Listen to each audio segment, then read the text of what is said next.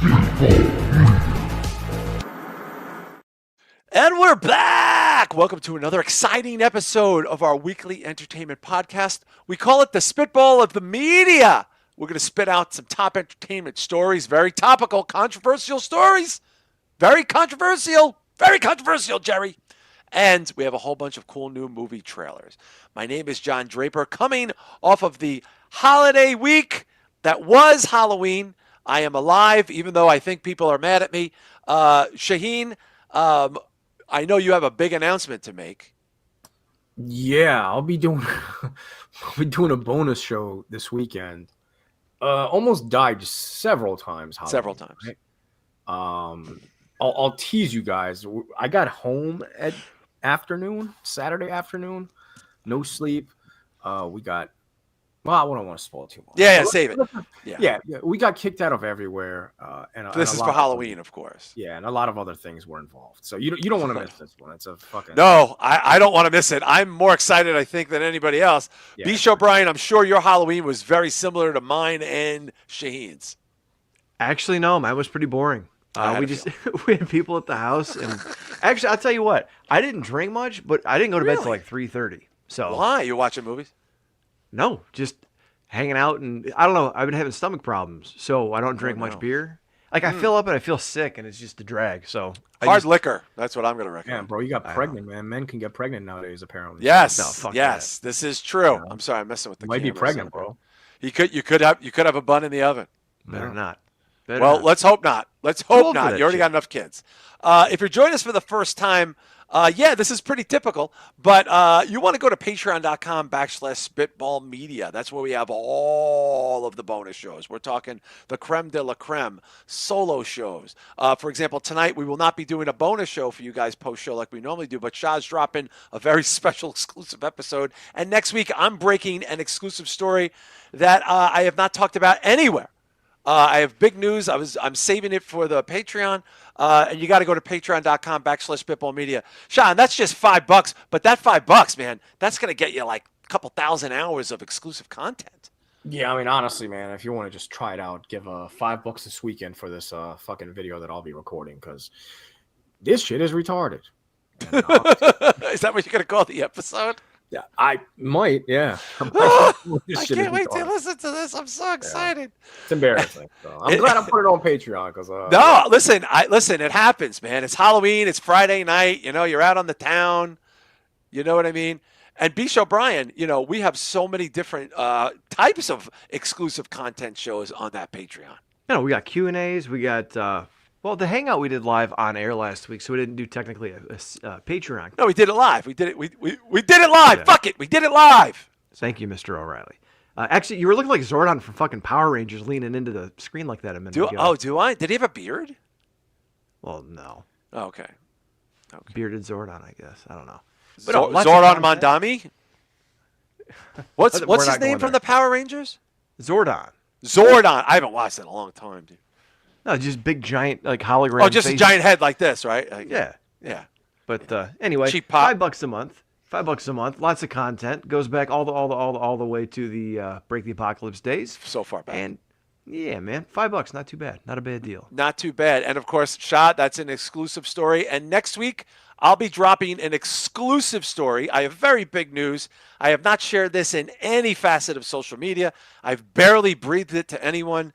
And now that it's a sort of a formal reality, I'm going to break it first on the Patreon. So you'll be hearing enough about it soon enough in the new year. But that's what's happening. Please consider going to patreon.com/Spitball Media. And of course, many, many thanks to the many, many, many Patreons who have helped keep the lights on in this place. It is completely appreciated. Bisho, who's hanging out in the old chat room? We got some old ones and we got some new originals. Nice. We got Coke Hogan. Coco, love that new name, yes.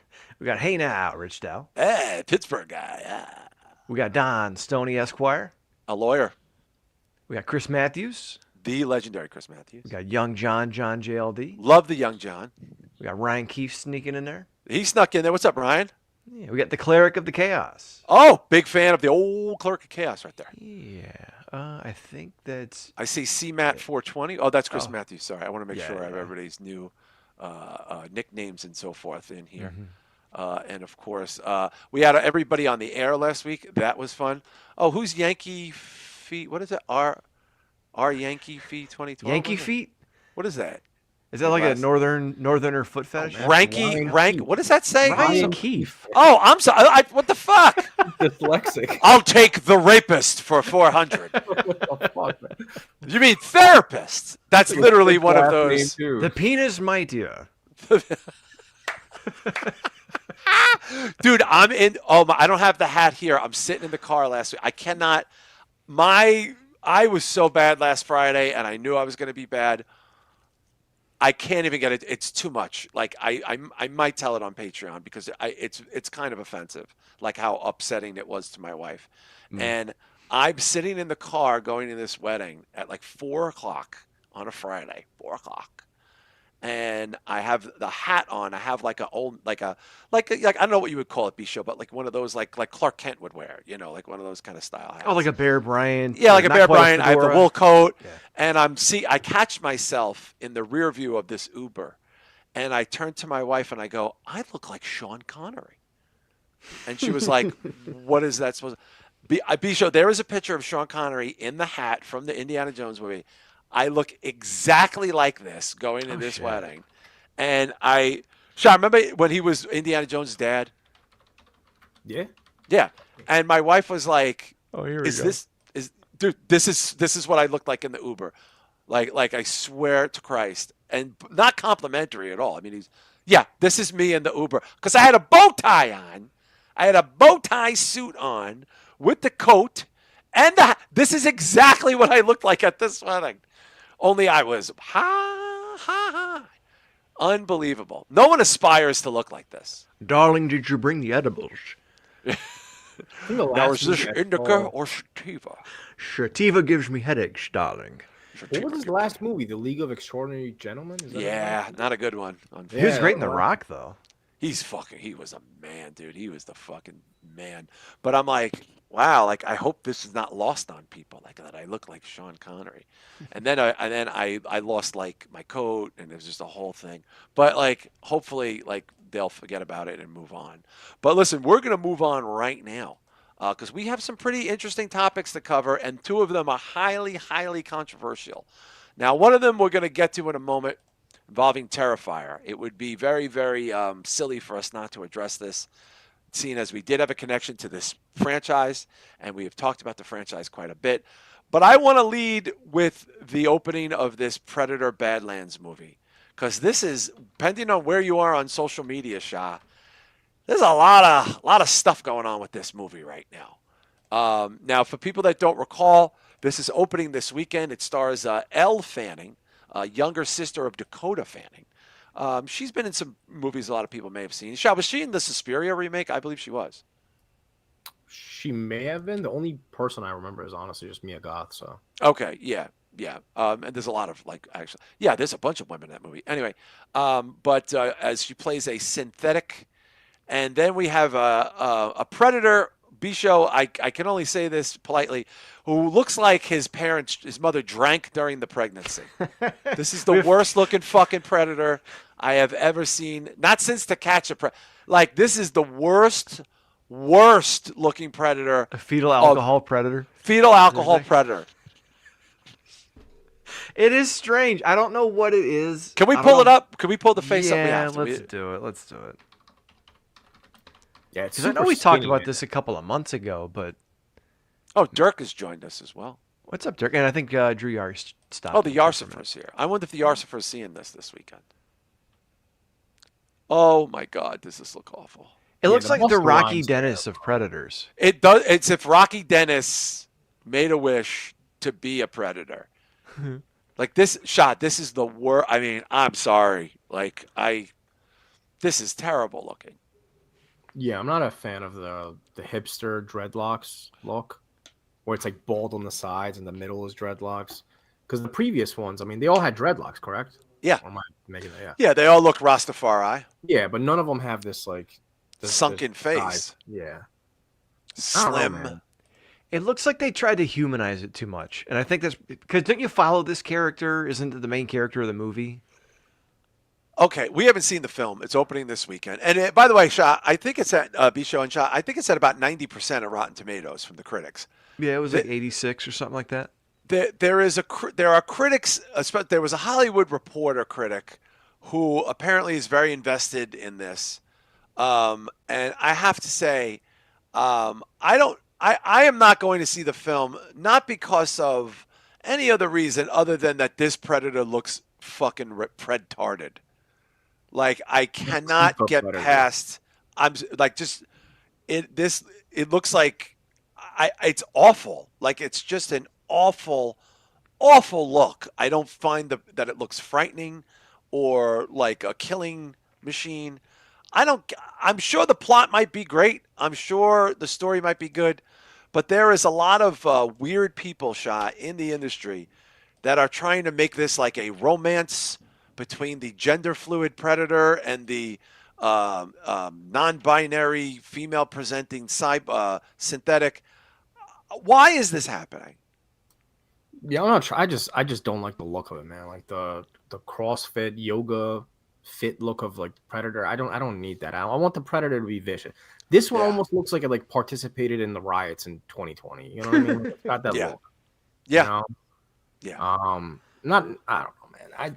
I didn't even really like the last one. I thought that was overhyped, and I thought the Predators looked like shit in the last one, to be honest with you. It did. We did talk about the CrossFit Predator in the last one. You're not mistaken. Yeah, but they're getting worse though. This looks way worse. Atrocious, bro. This is kind of embarrassing. This is like insulting to the franchise, to be honest with you. And I haven't seen the movie. I'm just judging. Yeah, that's what I'm saying. Yeah, that's what my point. That we're seeing. I'm just judging off the screen caps, but the appearance, I'm not a big fan of, to be honest with you. Okay, B-Show Brian, again, just based off the appearance, I think the appearance of the Predator is a super red flag. Yeah, it reminds me of when they made that one Hellraiser movie just so they could maintain the rights, and the dude just looked like he slapped a Spirit Halloween thing on. And it wasn't Doug Bradley. No, and it looked terrible. So, like, from that respect, I got no interest in this. The second one, I thought I remembered them saying something about we're following this romance and this is a main character. I guarantee this was their attempt to like humanize the makeup to get you to like to make you believe that they would fuck. Not just that, but like that you could like see yourself in that character and follow this character as opposed to it being something you hate because it's an enemy. Right. Like, to me, that's a huge mistake because I understand taking chances with franchises, but Uncanny Valley, dude, you can only humanize a fucking monster alien so much. Either you got to make it human or just make it a nasty alien. It's not going to work. Yeah, I mean, I'm sorry, I not to be superficial. The plot, I'm speculating on the plot because I don't know if this is the plot that it's a gender fluid Predator. I don't know. I don't believe anything anymore. I'm just going off the fact that the Predator looks like half its face got fucking pushed in, and like when you do something rubber and you leave it, and I know that the Elle Fanning character is obviously a synthetic, but there's supposed to be like a romance angle here, and I don't get it. I'll watch the movie, Shah, but I won't go see it. It's funny you said that you don't believe anything anymore. What if this is not even real, man? It's all AI and shit. It's not even what the Predator looks like.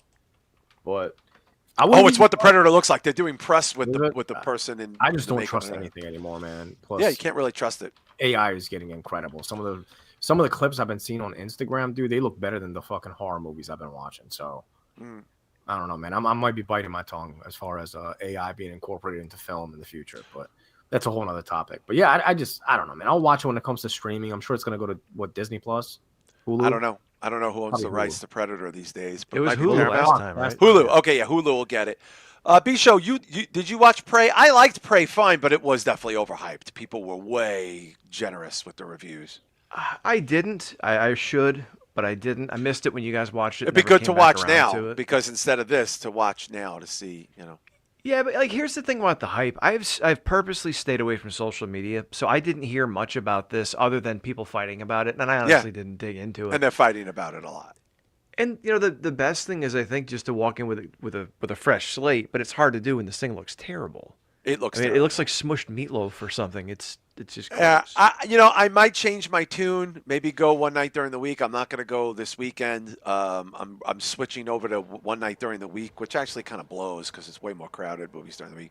I'm going to wait. I will hold any other further judgment on the plot and to whether or not this is woke trash. And I hate using that terminology, but it does. A lot of people like this is 100. Like when the Hollywood Reporter was like, it's queer Predator and you better love it, and it's like, okay, maybe this is actually what they're going for. I don't fucking know, but I think it's going to have a big weekend. I think it's going to get. I think the viewership reviews are the ones I want to see, and we'll probably check in on this next week as far as that goes. But they're accusing me of fucking Lady Predator. I don't know Predator? where that came from. I don't know. Rich Dow said that he's confirmed I fucked Lady Predator. All right. Well, listen, he giddy would up. know. He's a smart guy, Rich now. Anyway, but there's a very big story going on in the horror community the last couple of weeks. We do have an ancillary connection to this in some ways, and I was kind of putting this off, but I don't think we could really put it off anymore because we do have a minor little connection to this in some way. I'm talking about the last couple of weeks with the Terrifier controversy lawsuit and subsequent other people coming out making comments about the franchise. So for those of you that have not been following this, about 2 weeks ago, there was a lawsuit from a woman who starred in the very first Terrifier, which was made for like $150,000. Who was famously known as being nude and upside down and kind of getting, what is she, chainsawed through the vagina? Is that? It's a hacksaw. Hacksaw. And it's a very famous scene, and it was kind of like the thing that kind of put, I remember watching it. This woman, we'll get to her name in a moment. I just don't remember this actress. Catherine Corcoran. Catherine Corcoran, suing. Because apparently she was paid the day rate, for those of you that aren't aware, because obviously she's union. She was paid the bare minimum, the minimum wage, which is I think $100 a day or something to that effect. And she did this scene under the auspice that she would get 1% of the further profits, which I have some questions about. And then she went on to say that she was sort of misled into the nude scene. Now, we have to get to this other part of the story because we have a connection to this part of the story. My very good friend, professionally known as Uncle Creepy, Steve Barton, he's been on our show, was the executive producer of the first 2 films, and has executive produced many horror films, has been in horror films, has been in many of these horror anthology series as a commentator and an author. He broke his silence and went into more detail about his departure and him being ousted from the franchise. And since he has done that, many other people are now coming out and talking about controversies surrounding whether it's Damien Leone and his now new business partner. I forget the guy's name. Phil Falcone. Phil Falcone, who apparently is the heavy in this story. Now, before we go round, Shah, how much of this are you following? Because this is a very big story now. To be perfectly transparent, I'm not following it at all. Mainly just because, like, I'm fatigued by anything to do with, like, Terrifier at this point, to be honest with you. But I do know it's a big story, and, you know. But, I don't know, man. I mean, you want my opinion on the whole thing right now? Yeah, absolutely. I think she's probably reaching a little bit, man. I think she probably regrets that she did a nude scene for $100 a day, and this shit blew up, and she wants a piece of the pie. You know, I think she probably got paid like $1,500 for this movie or some shit like that. She's made $8,000, I think, since, or $9,000. Well, that's still terrible. I get her frustration, but at the same time, man, I mean, that's just business. I mean, if you signed up to get paid the bare minimum for the day, unless she got that 1%, I mean, that's a crazy. I don't know if that's so. That's the point of contention that's yet to come out in court. She claims she has a written agreement, and her attorney claims she has a written agreement that guarantees her 1% of future Terrifier revenue. Well, then if she does, then she should get paid for that. It's just simple. Yeah, if she does, yeah. If she does. B-Show, I'm gonna I just want to bring this up. I'm gonna say this. I find it hard to believe that a woman that was in the smallest portion of the film in that regard, regardless of how important the scene was, I don't know why they would give her 1% of future gross for the franchise. I'm not talking about for the film. For the franchise? At that point, which wasn't worth much. I mean, it didn't even have that's why. Maybe that's why. I'm not doubting you. I'm saying I see your point. I see your point. Why? Now let's two things. One, it's a nude upside down hacksaw scene. So she's not fully nude, by the way. But if you see that as one of the reasons, now she's also saying that she was misled that it wasn't to be nude. So which one is it? It's a little confusing. It is. And then she was on a podcast with Katie Siegel and a few other people talking about it as well. Well, and also one of the claims is that when she was hung upside down, it was for longer than she should have been. They had like a table for her to kind of lay against and didn't really let her down for hours. So if that's true, that's kind of fucked up. Yeah. But here's the thing. When I look at, because like even with the Vince McMahon lawsuit that I covered a while ago, it always seems like extra shit thrown into a lawsuit. And it's like, why exaggerate if the original thing is bad enough, right? Makes you look bad. Or why add extra shit? The thing that I see is she's claiming that she has a deal saying that she would get 1% of the gross, and now she's not getting the residuals, right? Yeah, okay. Of the film. That's debatable. That's going to come out in court. Yes, to be proven in court. If you listen to the Creepy story, yes, this is where it's very similar. Where he didn't have an agreement, and that was what he says is his fault, that he was too trusting and too nice, and I believe it because Uncle I believe it really too. Nice guy. I believe everything he's saying. But you have a guy who was packing T-shirts and merchandise in boxes and mailing them out of his basement. Yeah. Who, when this Terrifier, not to steal his words, because he did a write-up in an interview about this, but when Terrifier was nothing, he was pushing this to Dread Central and Screambox and the powers that be that got this thing distributed when people didn't want it. In fact, there are people that have come out from the streaming service that said they wanted nothing to do with it because, and again, at the time, we were going through this time, very Me Too type of stuff. Oh, yeah. They thought it was way too misogynistic, and they wanted nothing to do with it. Right. But Creepy pushed, and he had a lot of pull in those days and really believed in it. So in many ways, if it wasn't for Steve, this thing might never have fucking blown up in the first place. Yeah, so Shah, now, that's a second part of this story that has come out, actually. But that's what I'm tying it to, and I'm done. But that's what I wanted to tie it to is one person is claiming they have an agreement that guarantees them 1% of future revenues of like a $50 million, $100 million franchise now that's not getting paid. And you have someone who was a founder and pushed for it and promoted this thing who was then iced out after it became a $50 million franchise. So those two things both happening, to me, where there's smoke, there's fire. We'll find out everything about it. Steve Barton, Uncle Creepy, is a very nice, very sincere, very genuine, earnest guy. I believe him. I believe what he's saying.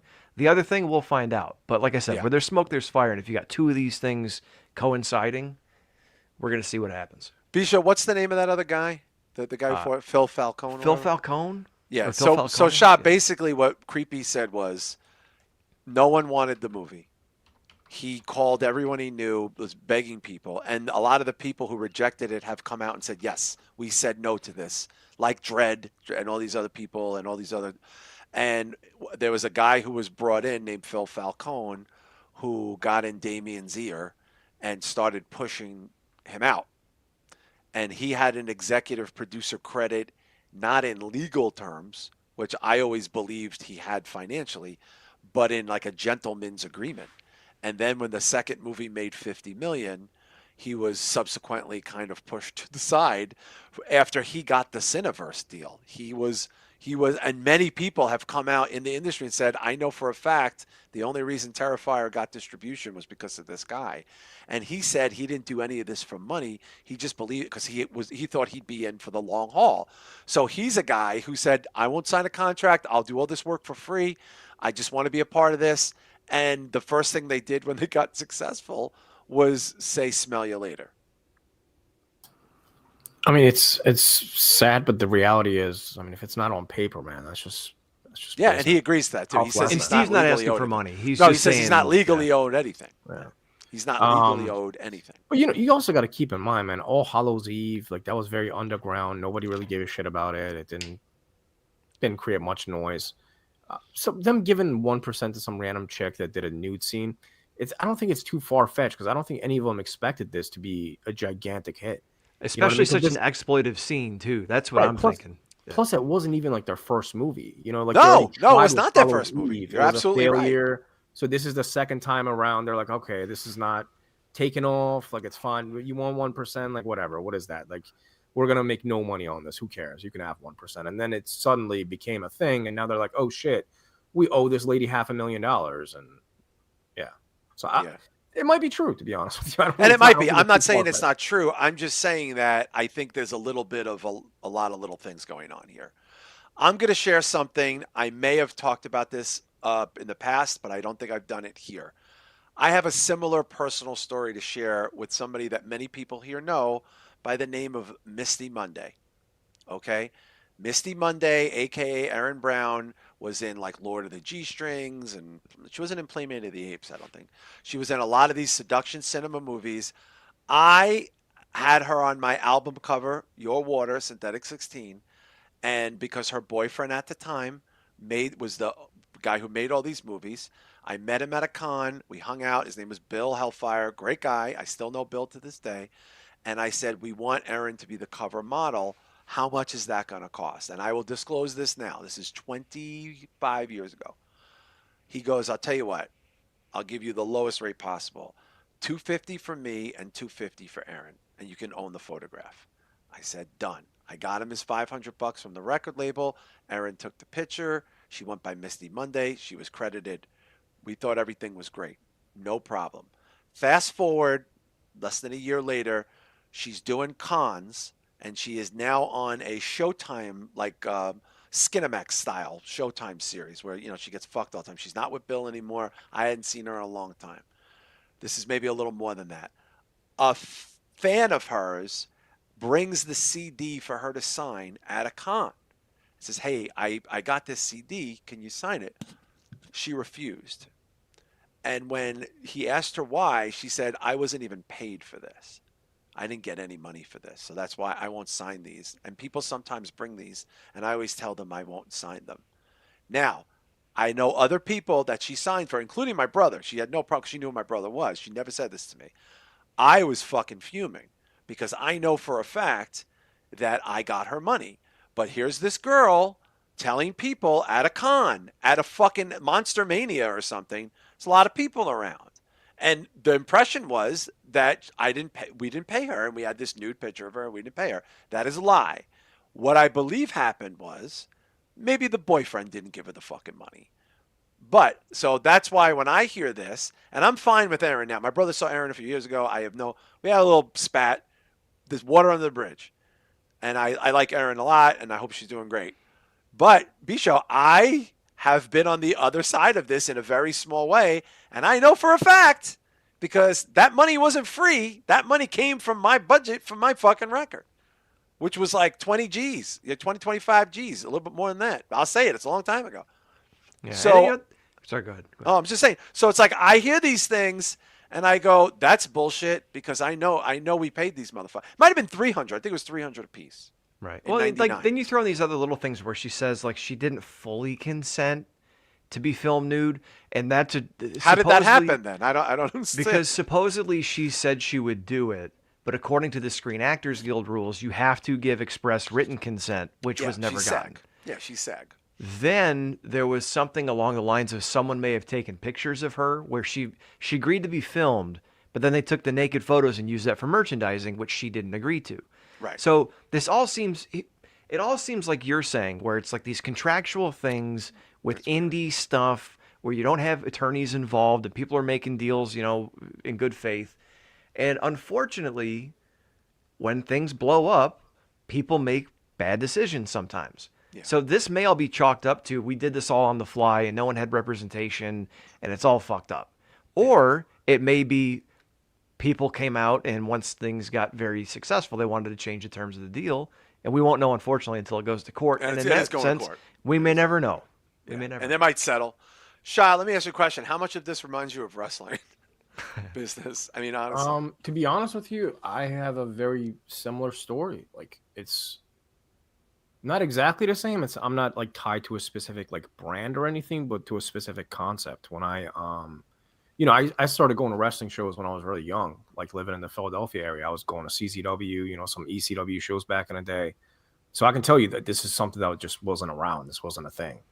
And I would go to the CZW shows, and I remember just like every Tournament of Death or Cage of Death, they would have these posters, right? Almost like a collectible where you could get it signed or whatever, right? But they would only do it for the main 2 big shows. Okay. And the posters were just like generic, just like squares with the wrestlers' faces in them, the logo of the fucking show, like nothing crazy.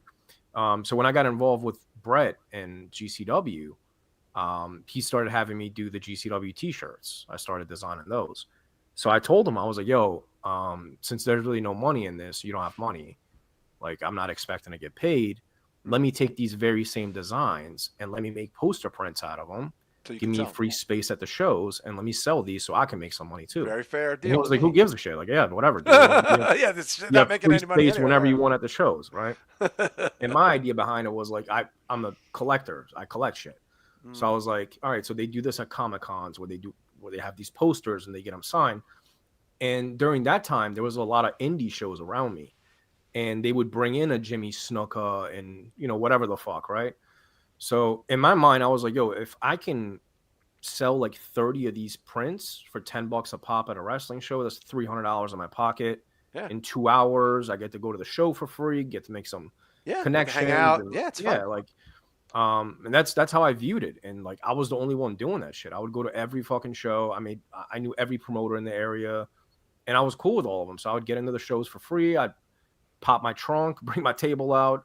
So, and then I would see like who's coming around the area, right? Like, oh, this guy's, Jack Sabbath, right? Yeah. ICW, yeah. Yeah, so I was real cool with Jack. He not was personally, like, not personally, but yeah. Yeah, he was like, yo, man, like, he fucked with me. He was just like, yo, I fuck with the idea. Like, you're a hustler. I see you driving everywhere. It's a great idea. Like, it's very old. It's like punk rock DIY shit. And that's what he respected. He was like, yo, this is like guerrilla style shit. This is guerrilla. Yeah, it's guerrilla shit. So he told me, he was like, yo, man, I bring a lot of wrestlers to my toy store, my collectible store. He was like, yo, I'll just give you a heads up who I'm bringing in, draw a bunch of shit, give me a couple on my store, and, I'll get a bunch signed for you. You could sell them later on. So this really became a thing for me where I just like became this like weird, like wrestling artist that just traveled to every show on the weekends. And I remember going to all these, like the wrestle cons and all these, and I was the only fucking table that was strictly just selling art and shit, right? And I remember, man, it became a thing. Whereas like now I see like at these shows, this is a real business for people where there's now 10, 15 different artists at tables selling this shit. And I can tell you, like, I not to sound cocky, I did pave that road though. Like that was straight up me. Nobody was doing that. So I mean, yeah, it's part of life, man. You get involved with certain things, it blows up, and there's nothing. I mean, I never like trademarked the idea of selling art at wrestling shows, But a lot of people took that hustle and they ran with it, man, because they saw me year after year at those shows. Yeah. I mean, shit, you were at WrestleCon with me, man. I mean, yeah. Also, I remember you at Comic-Con, actually. Yeah. Remember Comic-Con? That was a long time ago, but like, there wasn't a lot of people doing what you were doing at Comic-Con. Yeah. Now, if you go, there's full tables, bro. It's just all AEW, like. Oh yeah, forget it. It's probably even when I went to Conrad's shit when he had me do his whole Starcast. There was no the first Starcast you did too. Yeah, I was the only one. You go to these shows now, man, it's filled with them. Like I see all the posters. GCW has different posters every weekend now. Oh, of course. Yeah, probably original posters for sale at the event. I'm sure they do. Now, and they saw it. They were like, yo, this guy, we don't have to pay him. But, yo, this guy's fucking cleaning house making, $600 a night. Like, we should just do this ourselves. Why are we printing the posters? And just, you know what I mean? So that became a thing for Brett where he would print out all these posters. He'd get the whole roster to sign them. And then he'd go on Facebook Live and sell them. And that's how when I got kind of cut out of the picture where it was like, all right, man, we can kind of handle this, ourselves. Thanks for the idea. The Jim Cornette thing happened at the same time. So G-Raver and I were beefing. It was just like it was a mix of things clashing. Before we move off this and move on to our mini trailers, I want to ask you both. I'm just going to say this. I don't think this is going to impact Terrifier negatively at all. I feel like the fan base is so rabid, so into it, so deep. It's going to be fine. B-Show, is Terrifier going to be affected negatively by this in any way? It may be, maybe not by this stuff, but Damien also got into a little bit of hot water last year when David Howard Thornton, who is Art the Clown, tweeted something politically, and when asked, it had to do with LGBTQ rights, And when Damien was asked about it, or he tweeted about it, said something like Terrifier is not political, and kind of urged people not to say stuff. Right. Now, also, that was after like 2 years of what's her name? Lauren Lavera. Lauren Lavera, who I'm a big fan of, but she was like nonstop on Twitter posting shit. Insufferable with that shit, yeah. So he got some backlash for that, and it may be a cascading effect. Who knows? I think it's still going to be successful. I think if they can't avoid these certain entanglements, then it could harm it long term. But no, I mean, there people are doing the wrestling thing right now where they're saying, "Oh, that's not true. He would never do that." That's what I'm saying. The fans are like, "Nah, don't care." Shah, will they take a hit for this or no? I don't think so. I don't think the story is going to be mainstream enough. People that go and watch this movie, they're not that invested in horror to read the articles. They saw some viral clips on TikTok of a clown chopping a bitch in half, and they're like, "Oh, I got to see that." Like, they're not. I don't think people are going to give a shit. Yeah, I think this fourth one, because they announced a little bit about it, is going to be huge. It's the last one. There will not be one after this. This is unless it's a two-parter. I don't know, but it's being presented as this is it. So I think they're going to go out big. They're going to top the 100 million. What last year? B-Show 3 did 100, right? I think it did. I think it did finish 100 million. Oh my God, dude! It's just, it outgrosses the Leonardo DiCaprio movie. Yeah, 90 million worldwide with one battle after another. Would have loved for that box office. Jesus Christ! And by the way, guys, we're not even talking about the video game, the horror stuff, the side stuff, the fucking art showing up at concerts, the this, the that. The T-shirts, the da-da-da-da. I'm sure there's going to be a fucking the dildo of Art the Clown. I don't know. I think this will endear anything. I think it is like WWE in a lot of ways. It'll just endear. It'll endure the endearing crowd. But I'm not dismissing anything, especially what my good friend said there. And I thought about having him come on. I just think it's so touchy. Like, I purposely did not ask him to come on. Because I guarantee you he would come on and we would do 2 hours on this and it could be huge. And I'm not saying we won't do it, but I'm just saying for right now, it's very hard. I can only understand, knowing how sensitive a guy he is and how good-natured he is, how hard this must be for him to have to talk about this like this. And that if it wasn't for the fact that his back is to the wall, but if you are following this story, everyone is agreeing with him. Everyone is rallying around him. And saying, yeah, this guy got fucked. And he's owed shit. He's not looking for money. He just wants the right thing to be done. Well, so plus, someone had said when asked about it, they said some insider when asked about it said that Steve got dismissed when he overstepped his bounds. Yeah. And Steve was like, okay, if overstepping bounds means I was never on set, I never told anyone how to fucking shoot anything. Yeah, he was never on set. All I did was push to promote this and try to get deals done. Like, how is that overstepping? So, good on him for sticking producers, up for that's what they do. Like, a producer will be on set possibly because they're paying for shit. Executive producers are making deals to get this in theaters and get, box office and da. So he was never on the set going, I think we should saw the bitch in half and fucking take her titties out. He had nothing to do with any of that shit. He was never there at all. And he's a New York guy. He's a local guy. So he could have been there if he wanted to be. He was too busy on the fucking phone sending emails fucking 16 hours a day trying to get this in goddamn movie theaters, trying to get people to fucking get behind the movie. So he's owed shit. I would like some justice for my good friend. But as far as this woman goes, I got to say, I've seen her talking about this. There's just a few things about this that I would like to learn a little bit more about. But we're going to move on to some trailers. We got some very different kind of trailers tonight as far as that goes. But I wanted to bring this up because I just saw this trailer last week. And the Five Nights at Freddy's movie, which unfortunately opened during COVID and opened on Hulu and I believe in theaters at the same time, we didn't think it was terrible. It wasn't like, it was fine for what it was as a Blumhouse thing. But you knew they were going to make another one. And this one looks pretty interesting. I'm not familiar with it outside of the film, but I have a feeling this is going to make a little bit of scratch. So this is literally just called Five Nights at Freddy's 2. Who would have thought that's what they'd name it? I will say this looks better than the first one. Tell me about your bad dreams. It's always the same. Like, guys, I feel like you can tell from why you watch this trailer, they pump more money into it. It looks like a completely different style of film. Yes, right off the bat, right? Yeah.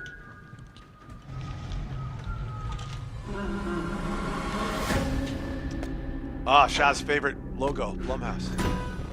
We're never going to be able to move forward. Yeah, this is completely different looking. Completely different. That's why I wanted to watch it, guys. My father was a monster. You know that.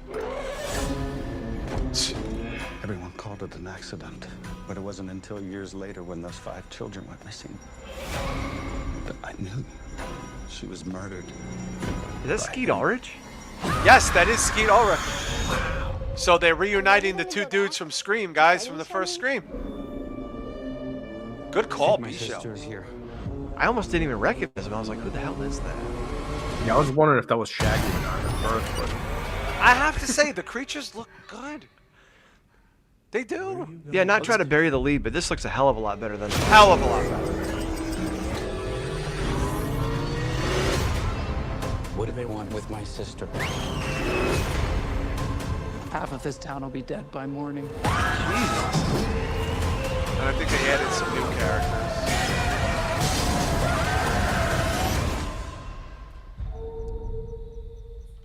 I think this is PG-13, right? This is not. Yeah, Shah? definitely PG-13. Say it. Doesn't say. Yeah, but they're gonna want to, they're gonna want the masses to go to this. Well, the They're gonna first one wanna- was PG-13. I'm not 100% sure. I'm This, just this about to is check mainly it. targeting teenagers and shit anyway. So Well, Shah, like I said, I feel like this looks a lot better than the previous. It looks like they pumped more money into it. It looks a little darker. Like, I don't know. yeah, no, I agree. It definitely looks a lot better than the first one, but it's probably gonna be quite a bit till I get to watch this. I haven't even seen the first one, so I'm in no rush to watch any of these. Again, I feel like you have to like grow up on these like video games to really appreciate this. Because the characters, I don't find them appealing, man. Like, I don't know, the character designs, they just don't do it for me. And again, I'm not saying the movie looks bad. Right. The movie's very true to what they look like. I'm just saying the original character designs for the game, they never appealed to me. So it's hard for me to watch this and be like, oh, I'm excited to see this. But it does look good though. Like, it looks well done, but just not for me. Yeah, B-Show. I mean, I vaguely remember us talking about the first one, and we were like, like, it didn't suck, but it wasn't great. It was kind of good at the end. Like, it wasn't like a stinker necessarily, but it did have that bad timing of COVID still at the tail end of COVID, and they didn't know if they were going to put it in the theater, and they, like, why would you pay to go see something you could watch on your streaming service? Yeah, people showed up for it though. That was the one thing. Yeah. The stark difference that I found is not just the grittier tone, but just the look. So like the first movie, the way it was shot was very much, I hate to say mainstream, and this is not meant as an insult to whoever directed it or whoever the DP was, but there was nothing dynamic. There were some interesting ideas. There was some cool backstory, but there was nothing dynamic about the way the movie was shot. This looks a lot more classier with some of the angles, some of the perspective, some of the shots that they did. So already it looks like far and away a better crafted film. Yeah. And a much darker story. So yeah, I might check it out actually, because I have the movie pass, all that shit. So like Chris Matthews saying this looks way better than the first one. Oh, Stone Mexican guy. Look at that. What's up? He said he likes the Nicolas Cage version pretty good. That was good, Shah. Remember that one when Nicolas Cage beat, like he had his fake version where he didn't speak. Willy's Wonderland. Willy's Wonderland. I like Willy's Wonderland. Yeah. No, that was all right. That was fun. I think he had one speaking part in the whole movie. At the end. Yeah, at the end he spoke. But Chris Matthews is also pointing out as well, maybe they won't pull a Megan 2.0. Yeah, that might be the biggest stinker of the year as far as that goes. But he also said his kid loved the game and said it wasn't bad. Yeah, I just thought it was more impressive to me, than the original. Like that trailer to me, B-Show, I think is better than the whole original, the first movie. Oh yeah.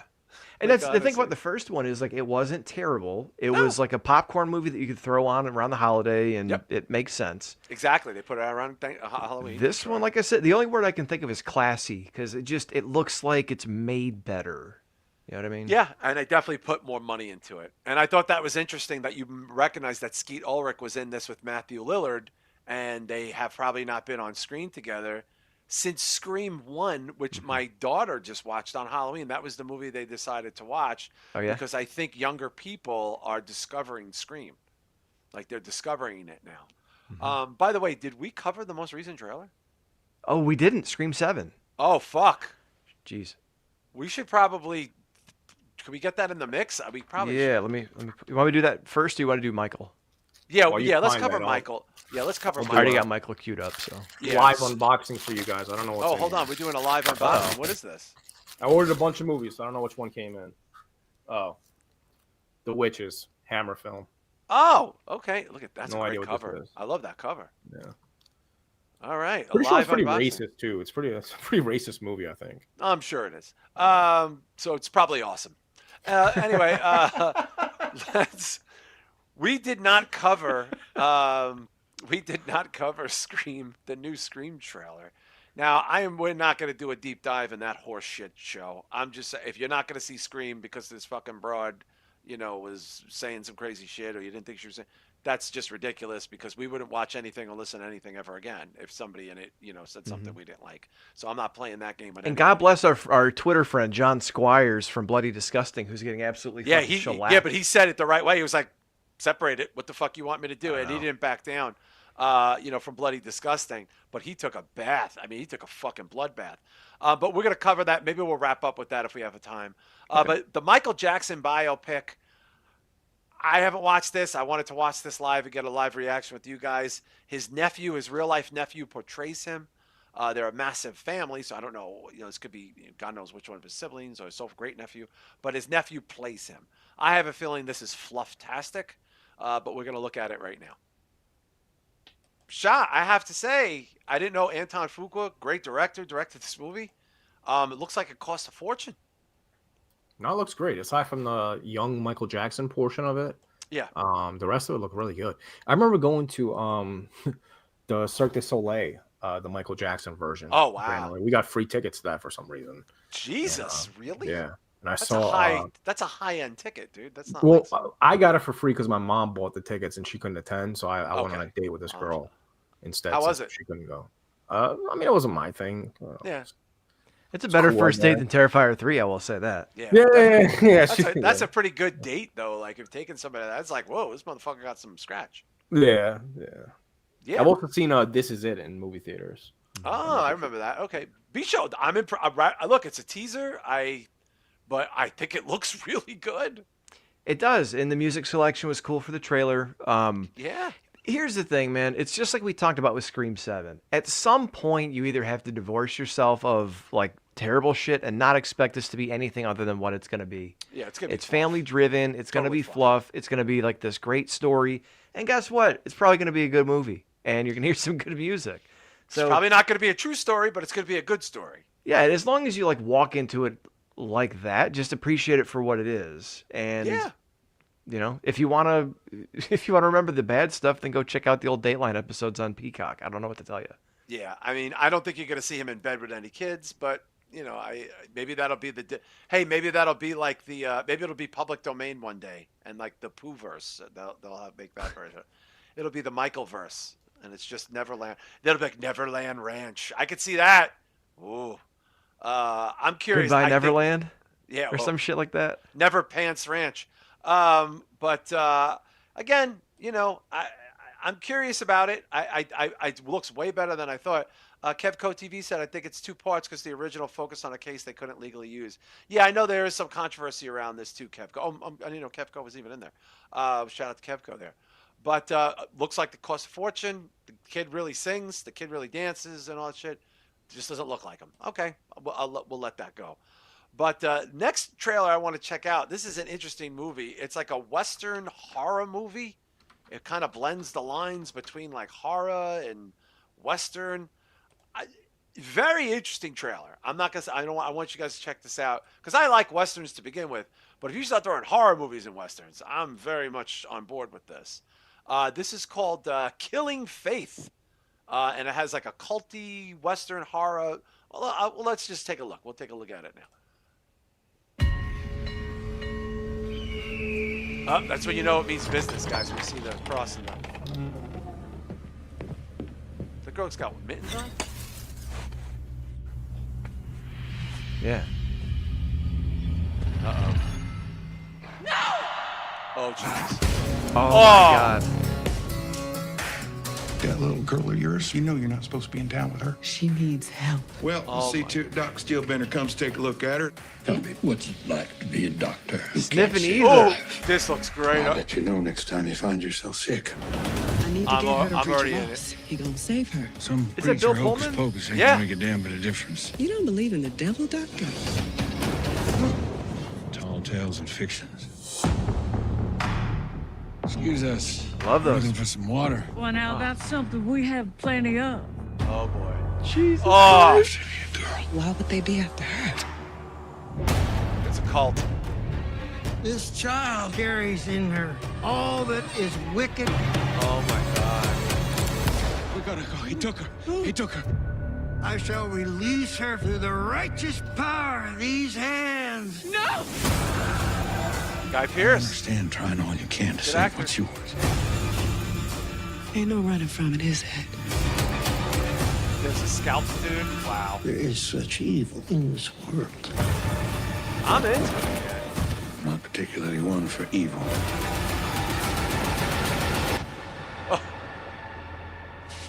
Dude. Well, what if you're wrong? Oh man. Yo, Shah, I think this looks fucking dope. No, I'm super into it, man. I already like westerns. Jesus. And of course, I love cults. So, and I think it's a cult, kind of, Yeah. right? It has to be Yeah, a cult, it's right? like there's a lot of Religious stuff cult. in there. Like they don't flesh it out. No, I'm super into it. I'm surprised it's Shout Studios, man. I mean, I don't know if you guys heard about Shout Studios, but I've heard of them. well, Bisho, you know them. They Scream Factory. That's the same. Yeah, they company. put out all the documentaries and the box sets and shit. Yeah. Yeah. Well, also Film streaming. restoration. They own the streaming rights to like most horror movies that you probably know. Yeah, streaming. So it seems like they were kind of getting out of business because all their website went like 90% off. So if you want free horror movies, go to Shout their YouTube their YouTube channel. They've uploaded like 90% of the shit you want. That's on Tubi and all that. It's all for free now on YouTube. So they're transitioning. Guy Pearce last year, Shah, was nominated for an Academy Award. So they're a big studio. Yeah. It's a big studio, dude. They're big swinging dicks in the game. They're not like this looks. nobodies. Yeah, Bisho, this looks real good. Yeah, man. I expected it to be something completely different, but it's like Bill Pullman is this weird preacher, man. and This weird religious like death cult, and this girl that kills shit by touching it. By touching it, and the fucking, My Yeah, God. I'm into. I want to know that story. I And want to know that story. We talked on Rich Dow's show how like we like folk horror and like we need more Native American folk horror. And I think the three of us kind of agree with that. And to see like the Native American dude laying in the desert, and there's just something because you don't see that a lot. And I know because in many ways it's not PC, so they stay away from it. But I remember movies from back in the day. There was always like a wise Native American dude or like a warrior chief or some shit. Like I miss that. I really do. And then if it was a comedy, his name would be Chief Running Joke. Running Joke. Okay. Chief Running Joke. But I'm excited for this. I was like, ooh, okay. I like westerns, like Shah said. This looks nasty. This looks like a nasty fucking movie. I'm totally ready to check this out. Anyway, this movie has been suggested to us a few times. It's called The Wailing. Now there is is it Japanese or Korean, Shah? The other one, the 3-hour one. I think it's Japanese? Korean. It's Korean. There is a movie called The Wailing. This is not this. This is a completely different country. It's not an American film either. I don't know if this is a foreign version of the Korean Wailing. All I know is motherfuckers been mentioning this to me, and I've seen this in horror groups. So I wanted to bring this up, and I wanted to share it. We're going to check it out now. This is called The Wailing. It's Spanish. Mi amor, que te echo mucho de menos, joder, que te quiero muchísimo. ¿Y yo? ¿Qué pasa? ¿Ese es Tom? Pero si no hay nadie, amor. Ahí, en la esquina, lo estoy viendo. Yeah, I see it. See that? Okay, the shadow moving. What the Oh! fuck? No me puedo ni imaginar por lo que estás pasando, Yeah, I think Andrés, this is cariño. different, Shah. I don't think it's the same. Pero tienes toda tu vida por delante. All right, so she's grieving her boyfriend. Siento que está aquí. She feels that he's Andrea, here. no hay nadie. ¿Has dormido algo? Here we go. Nice. London Film Festival. Aquí pone que mi madre se ha muerto. ¿Qué le pasaba? Algún tipo de trastorno. Mató a una chica. So her mother died as well in a A los weird 20 años salió de la circumstance. cárcel y la encontraron muerta en la misma casa donde la detuvieron. Oh boy, some weird shit going on. So did they say like the guy died in the building she was arrested in? Yeah. Okay. What I like that. I don't know. The best horror movie of the year, they're saying. Es como un viejo. He looks like an old man on the screen. Oh, nice. Some levitating going on there. Oh, yeah, people are levitating. Tengo miedo de que esté aquí ahora. Oh, I wish it was, man. Oh, see that on the screen? Nice. Yeah, All this right. this has nothing. Bisho, can you pull this up real quick? Because a lot of people are talking about this. So, Shah, this has nothing to do with the Korean film at all. Yeah, I don't know how I feel about it, man. Towards the end, it kind of reminded me of like the Blumhouse Conjuring type of thing. But the beginning, I loved. You know what I mean? The beginning was really, really dope, and then the end kind of gave me like the jump scare vibes, which I'm not super into, like the possession films. Oh yeah, no, I know. It looks pretty good though. You know, I haven't even heard of this, to be honest with you. Yeah, people have Looks been from last recommending it to us. Elantro, is that Elantro? Elantro? That's Elian. I can't do it. I can't do it either. Ayanto or some shit like that. Eyanto. Ayanto. Bisho, I thought it looked good. I thought Can't so pronounce too. it without sounding racist. You know, we could just have the B from The Simpsons say it if we really want to. Ay caramba. So, yeah, I thought it looked pretty good. I know what Shah's saying about the lighter scene at the end. That does look like it's out of The Conjuring, but I think it was The Conjuring. But I thought it looked good. It looks like a haunting generational trauma type of story, and still not quite sure exactly what happened. Yeah, Coke Hogan, Yantro. Yantro. There you go. Yantro. Yanto. Okay. The L, So, the Eyanto. L-I is like a Y. Okay. Yeah, Eyanto. So yeah, I'm curious. I'll check it out. What does it got? It says there? 2024. Is it streaming anywhere now? Well, it might have been in theaters overseas in 2024, but it might have just got It some probably kind hit of the distribution here. festivals. Yeah, last probably year. hit the festivals, and now it's available here. I know several people have suggested this to us, but I am very curious about it. Spanish-American French horror film. Spanish Argentinian. Spanish French horror film. Argentinian. Okay. December. How is it from 3 different countries? That's the, I don't even Yeah, I don't know. I mean, the story could cross into fucking different. I mean, might be part of that story. Is that Well, whatever if it this was thing made in is? Argentina, there might be Spanish-speaking people or film companies down there. I don't know. I'm Because wasn't curious. that one movie, When Evil Lurks? Yeah, I remember when I love Evil that Lurks thing. had like 3 different countries on it too, right?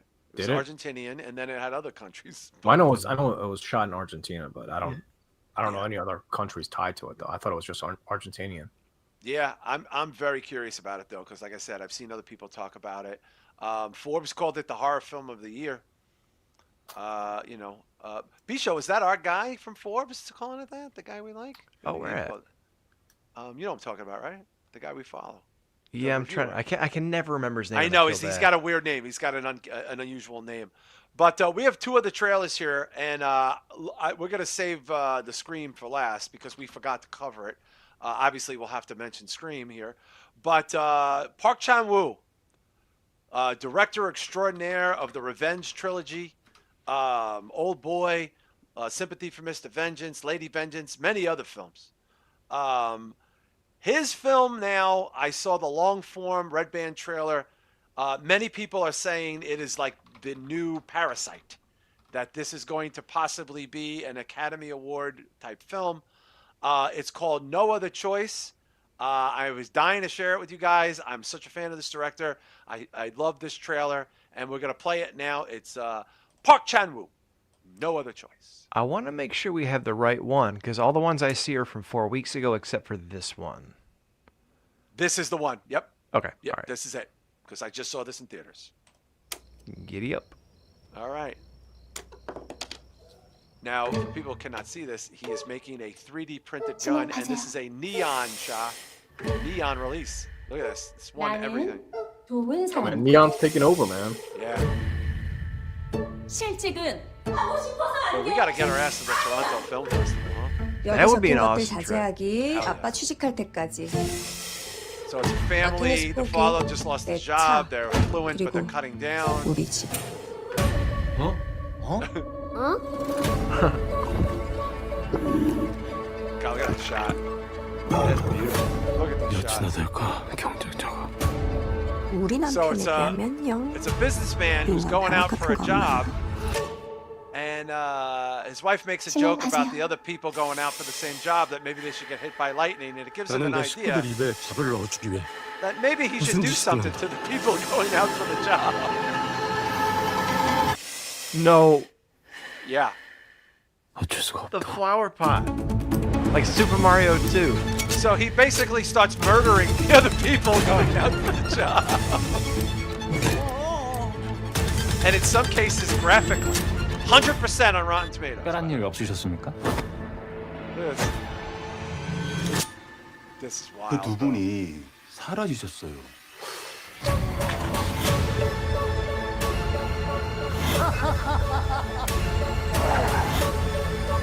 Look at this. Look how beautiful this is. It looks great. Look at the gorgeous fucking shots. Wow. Loving that 면접 color. 잘 봤어? Did the interview well.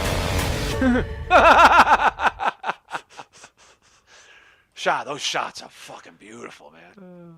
I mean, simply put, man, it's a gorgeous looking film, dude. The color. I hope this gets a Criterion, man. This deserves a Criterion release. They put out Parasite, so I'm hopeful. Yeah. You know. Yeah. This looks fucking great, though. Yeah. Is it like a dark comedy, I assume? Yeah. Right? Yeah, it's a dark comedy. No, this looks really good. Yeah, if you look at the reviews, people are whipping it out, going, "This is like a must-watch movie." But Bisho, like, I forget how talented this guy is. Like, this dude knows how to shoot films and like craft stories, man.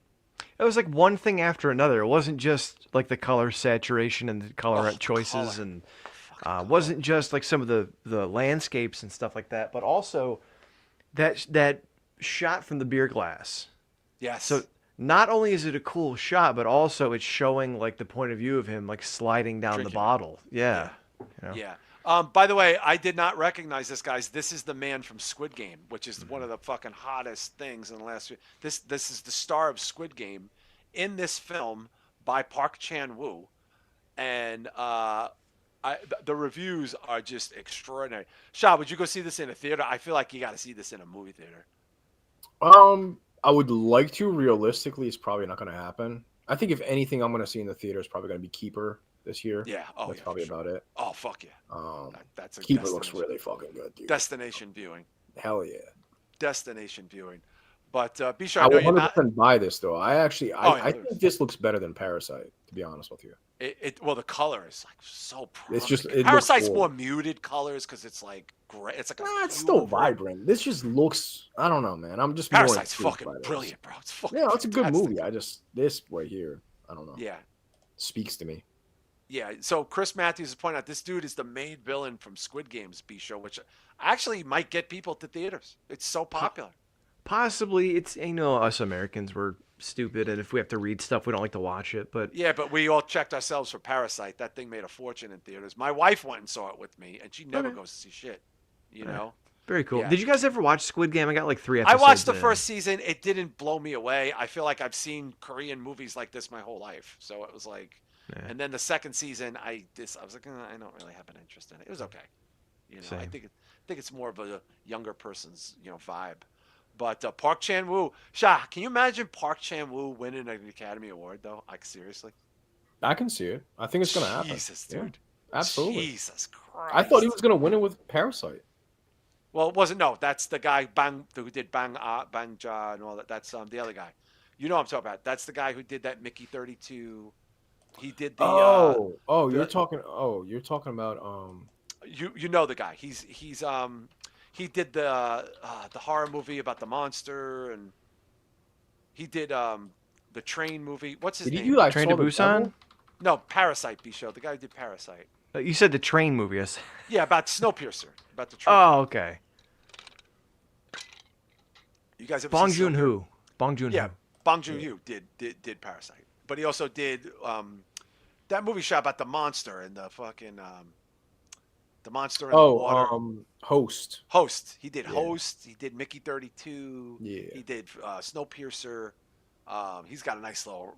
He did that other movie about the animal rights movie that you and I said we would never watch. Oh, Okra. Yeah, Okra. Yeah, I can't watch that. Yeah, I can't watch that shit. I can't even watch Good Boy, and everybody's telling me it's okay to watch. I'm like, I'm not taking that chance, dude. Sorry. That's Good Boy might be awesome. I don't care. It's not happening. But we're gonna close out with Scream because we haven't. And again, we are not touching these controversies. It's pointless. It doesn't mean anything at the end of the day. It's kind of silly. But I guess this is Scream 7, a completely different direction from the previous two. This is it. Oh, I recognize. I can't believe we're staying at the Psycho Killer B&B. Oh, God, they never get tired of this, that's huh? so cool. It's a motion detector. Oh, boy.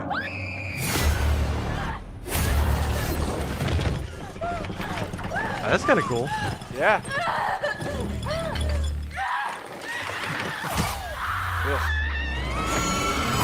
Okay. Hello? Hello, Sydney. Oh, there we go. She's back. Cindy Prescott is back. Nice little town you found.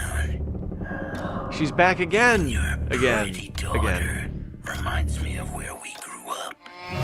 Well, you sure know a lot about me for another asshole hiding behind a voice changer. Oh, I'm not hiding, Sydney. Not this time.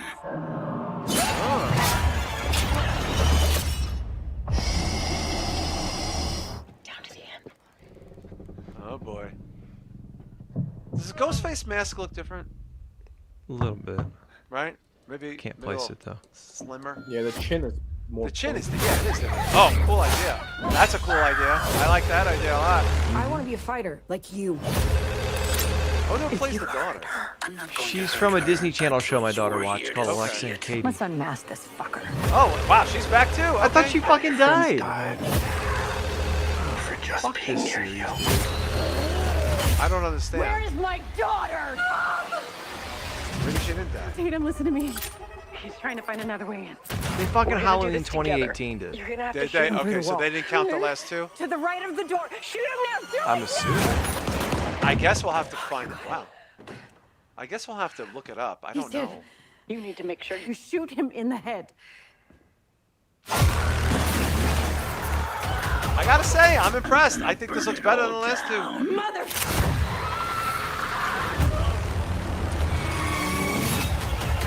This is gonna be fun. Can we look up before we disconnect here? First of all, I want to say this. This looks infinitely better than the last two. Because it just looks more dummied down, less people, easier story. Did they like just write off the last two movies as if they didn't happen? I'm gonna try to find out. Shah, I think this looks good. Not gonna lie, I think it looks fine. Yeah, as somebody that's not a big Scream guy, like it's probably one of my least favorite franchises. Me too. I don't like Scream at all. This does look good though, to be honest with you. Yeah. My only complaint is I'm not a fan of the mask. There is something. Yeah, they about definitely it. changed it. I don't know what it is, but it's something is off-putting. But I really love that scene with the chandelier where she's hanging off of it and she falls down and he And he points just the lays knife up. underneath with the knife. Yeah. I thought that was dope and stabbing the wall. Like I conceptually, thing's I great. like the concepts that they're with, their approach to kills. Mm-hmm. I really like that, but overall, it's not like a franchise that I'm dying for them to make more of. But it looks good though. I'd be lying if I said it looks bad. B-Show, before I ask you your opinion on it, do we know if they whitewashed the last two? Because it sounds like it did. So it's not confirmed, but Google's AI search says that while not confirmed or announced, it's widely speculated Scream 7 will retcon elements of 5 and 6. And then there is an article or a Reddit that says Scream 7, 9 months ago, will center its satire on Hollywood's growing obsessions with nostalgia-driven retcons and direct sequels that erase entire sequels. So in a meta way, they may be doing it in a way to kind of like... This is the whole Young Bucks fucking horror shit where it's like, hey, isn't retconning movies stupid? By the way, this whole thing is a retcon. I don't know. All right. I'm 50-50. And I feel bad because my son loves, like he went as Ghostface this year. This is like his favorite franchise now. So I don't like talking shit, but like Ghostface is like the weakest fucking character because half the times it's like a 16-year-old girl. Yeah. Second, even though this looks infinitely better than the last two and a lot more serious a horror movie than the other ones normally are, I feel like I've seen this like 4 times. Like this looks like, oh, hey, Sydney's back, and now it's her daughter, and now they gotta fight together. It's like I've seen this. I'm just curious because the last 2 completely different direction. They killed Gail, Courtney Cock. I just like calling her Courtney Cock because I'm immature. And I is supposedly there's other people brought back that have been killed in the past. That's what I had heard. So they've been trying to say Stu or whatever his name was is coming back. Matthew Lillard. Matthew Lillard, 2-3 movies, who knows? But yeah. And here's my thing, like part of the reason I hate this franchise is because in the last movie specifically, like 19 people got stabbed in life-threatening areas, and they're all like at the end just on a gurney with their thumbs up like Sabu. I'll be all right. Yeah. It treats stabbing like a splinter. And shootings, like Gail Weathers was shot in the stomach 2 movies in a row or whatever. Now she's back. Yeah, well, she's a tough broad. Before we step off here, yes, they did announce the Godzilla -0. That was just announced this week. Very excited for that. And we will see where that goes. You know, we got a long way to go here. But Don Stoney is saying Gail did not die in 6. Like she wasn't killed. Like it wasn't like so maybe. But see, I can't even keep track because people are shot and stabbed in the fucking gut. They killed her boyfriend, right? That's what it was. They killed her boyfriend. She got stabbed or whatever. I thought she was killed in the penthouse. I don't know. Yeah, the penthouse with her boyfriend. She was like banging some dude or some shit. Yeah. I don't know. We'll find out. Yeah, like a year after the love of her life, Dewey sacrifices himself. She's banging some fucking underwear model. Sounds very accurate, actually. I don't think it's disaccurate. But again, for the post show, we do no post show. Shah's dropping a special post show this weekend. The following weekend, I'm dropping a special post show, and then we're going to do a little special Thanksgiving for you guys that will probably drop for the holiday there, and we'll do a show earlier in the week, of course, for Thanksgiving week. But we're going to head out now. You can head on over to the X's and O's podcast and hang out with Rich Dow. We want to plug the Wrestling Soup, the Bayou Geeks, my friends over at Ringsiders. Who else am I forgetting there? What's Cleric of Chaos's podcast? Oh, fuck. I always forget, and I feel bad. Cheating Death or something like that? Cheating Death? Yeah, Cheating Death podcast. Is it Cheating Death? Okay. And, of course, whatchamacallit, my friends over at Necromaniacs. I think they just did a new episode this week. Do we have another Thursday, another banger? Thank you, Don Stoney. Rich Dow thinks Roseanne would be Ghostface. Yeah, she may make too much noise. And, of course, whatchamacallit, thank you guys for hanging out with us tonight. We covered a lot of ground. We're going to see you next week. I'm very excited for Shah's secret weekend show. You got to go to patreon.com/spitballmedia if you want to check it out. Best time of the year. Give yourself that gift for the holidays coming up. We'll see you next week on the regular show.